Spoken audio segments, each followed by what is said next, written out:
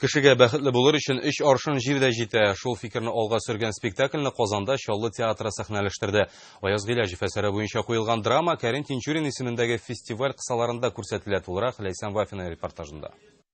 Мирвәлинең атасыннан мирас булып калган җирне Совет хөкүмәте үзләштергән.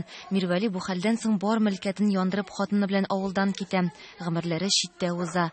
Шәмсегаян сырхаулап урын өстенә яткач, туып үскән туфрагына җирләнәсе килү теләген җиткерә. Кеше вафатыннан соң 3 аршын җирдә җитә бит. Бу гыйбрәт бүтән безнең тормышка кайтмасын да иде. Сәхнәләрдә генә искә алырга гына булсын иде. 3 аршын җир сикелтәле юллар узган драма. Язылгач та 20 елдан соң гына сәхнәгә менә. Өстәвенә бик күп шау-шу, каршылыклы фикерләр тудырган әсәр. Режиссер Фаил Ибраһимов аңа 3нче мәртәбә әйләнеп кайткан. Аяз Гыйләҗев әсәре беренче тапкыр 1980 елда Актанышта куела. Әсәрнең беренче куелышында вакыйгалар үзәгендә Мирвәли булса, Чаллы вариантында Шәмсегаян. Бу исә үзеннән-үзе спектакльнең жанр үзгәрүенә китергән. Трагедия буларак язылган әсәр драмага әйләнә. Урыны белән мелодраматик төсмерләр дә ала. Шәмсегаян гына түгел, бу юлы беренче планга мәхәббәт чыкты режиссер.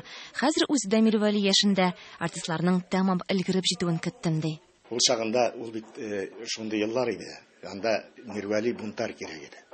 Монда хәзер инде Мирвәли бунтар гына түгел. Мирвәли дуамал Мирвәлине коткаралырлык мәхәббәт пешендәстергә кирәк. Ләйсән Вафина, Алексей Алексеев, Яңа гасыр каналы.